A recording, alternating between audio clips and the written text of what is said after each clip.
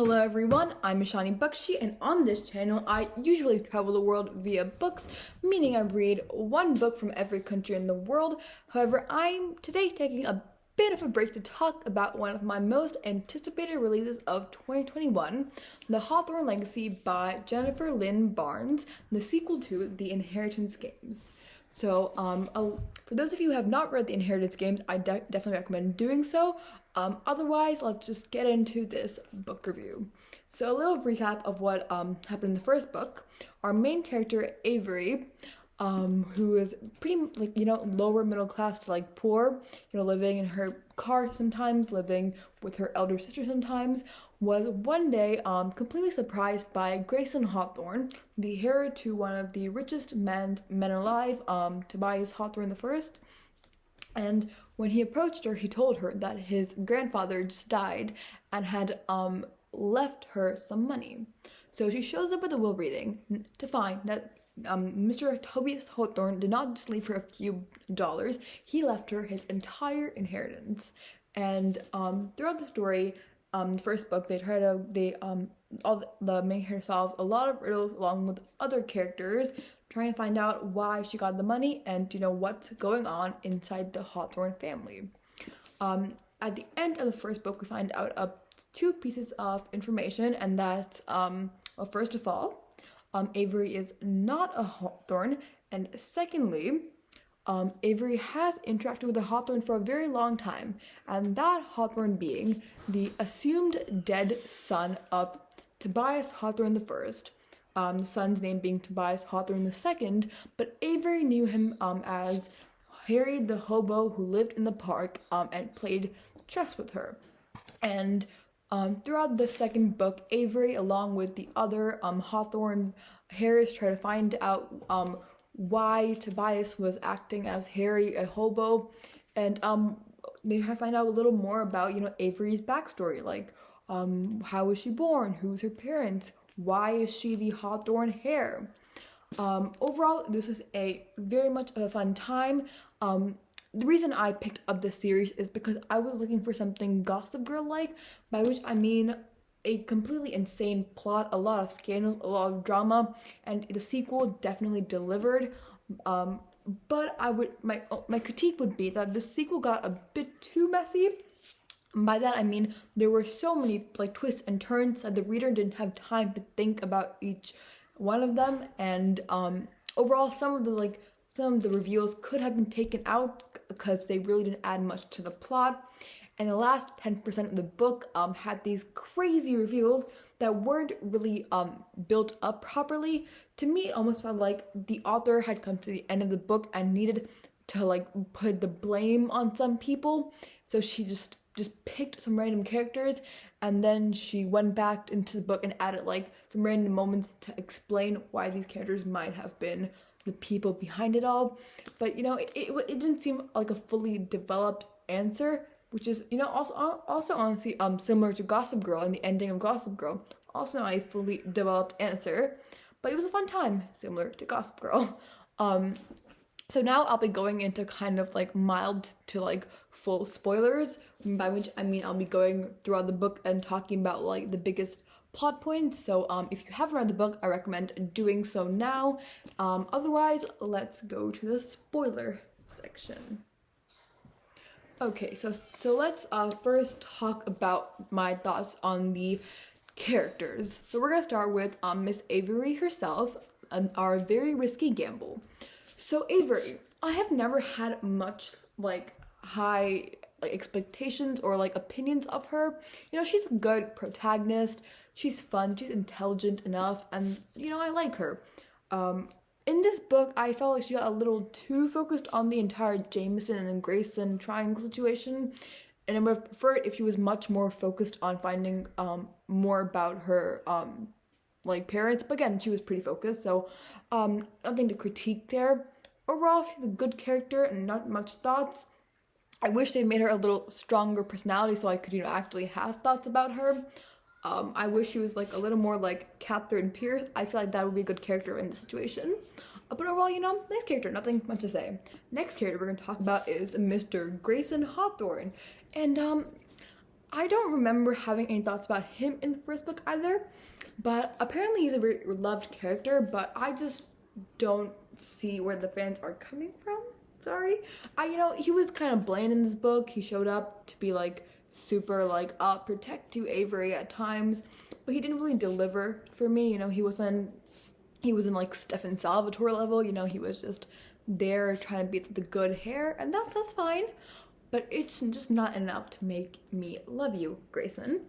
Next character we're gonna talk about is obviously Jameson Hawthorne, my favorite character from this entire novel series, and that's because he has a very strong personality.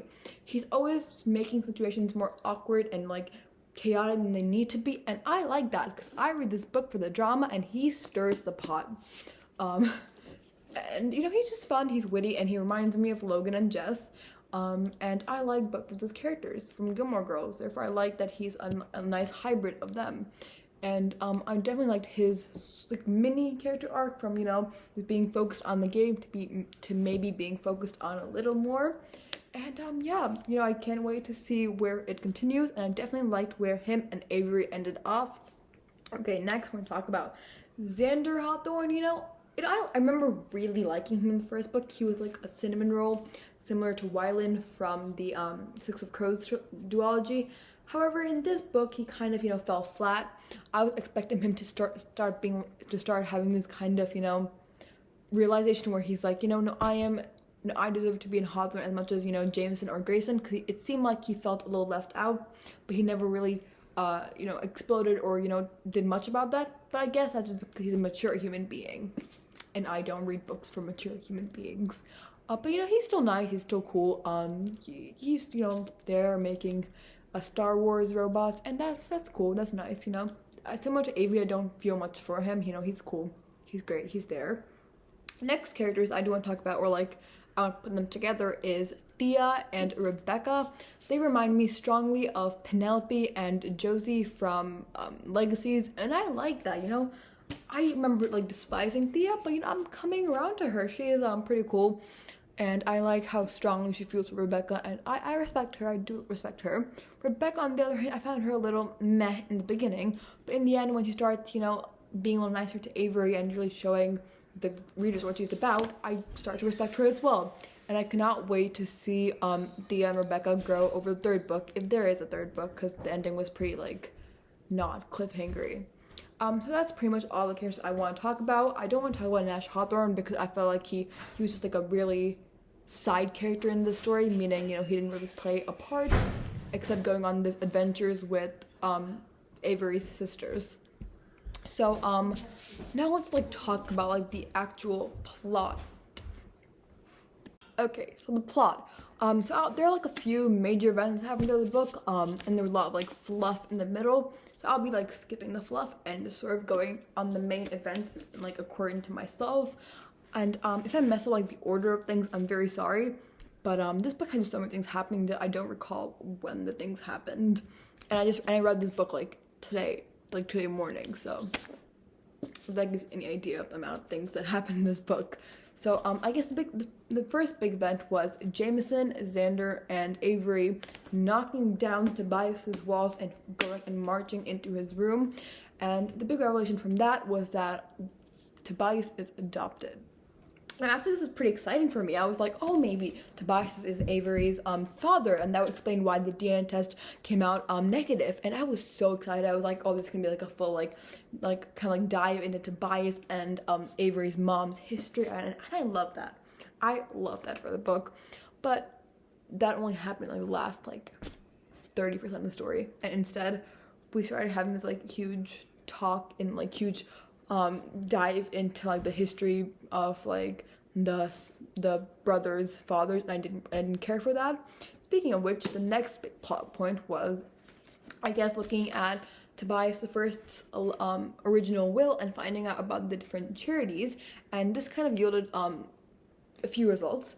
First of all, we started focusing on the story of Tobias II going missing, and that story was basically that, you know, Tobias II and a few friends who were all in this drug rehabilitation center sort of ran off at the end of the summer on this like road trip, and they ended up in this nice Hawthorne island, and they ended up burning the place down. And that's the story.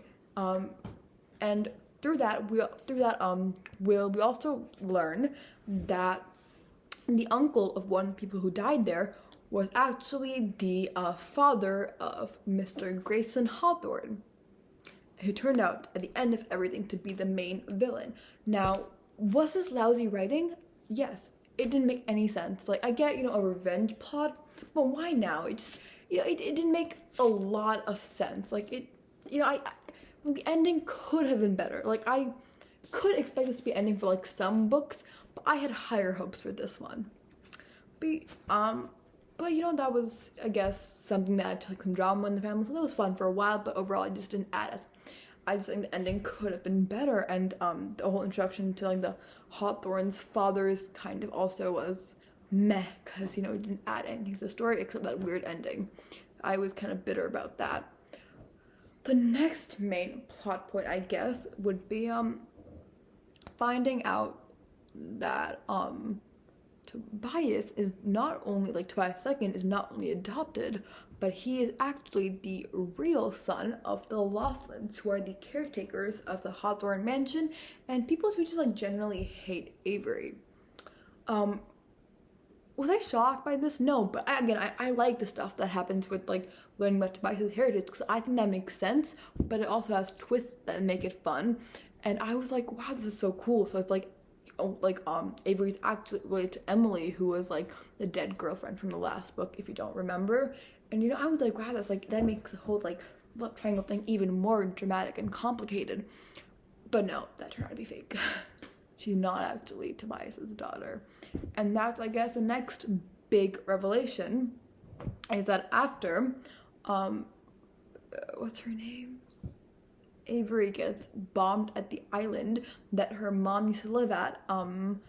It turned out that Greyson's father bombed her, and then he bombed her so she could get to a hospital where he would kidnap her from, but she didn't actually go to a hospital. She went back to the house because she wanted to keep her money. Well, her lawyer wanted her to keep her money.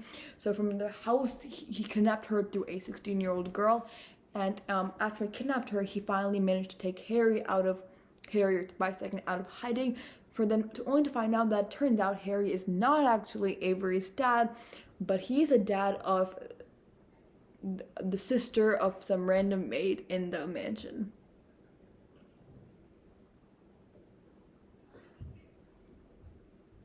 But back to the story about Tobias and Avery's mother. I'm like going all over the place, but that's why this is spoiler section, because it doesn't make sense unless you read the book. So Tobias and Avery's mother, I actually really like the plotline, as I've been saying for the past like 5 minutes. I liked, you know, how I kind of like predicted that. I like, not really, but somewhere here I wrote how I thought that the girl, like Kaylee, who died in the fire along with Tobias II and his friends, was actually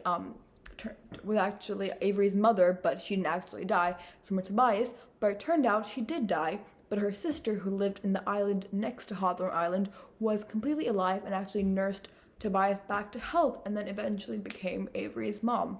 And I like that story. I thought that was pretty cool, and I really wish they'd focus on that story only throughout the novel instead of doing this weird revenge plot with Greyson's dad, and it just did, you know, that plot did nothing for me. Okay, so I think I've been talk about the love triangle. Well, my opinion on that is very short. Greyson doesn't have a personality. Jameson does. Therefore, Jameson wins. Now, in conclusion, I would give this book a nice 4 out of 5 stars because it got me out of a reading slump. Because, you know, because after a long time, I finally enjoyed a book, and, you know, that's what books are for. But the ending could have been better, and there was a lot of like fluffy plot lines that really did not need to be there. But, you know, in conclusion, it was a good book, and I hope you liked this review, even though I rambled a lot at the end. And if you did, hit like, hit subscribe, and turn on that notifications bell so you don't miss another stop on my literary world tour.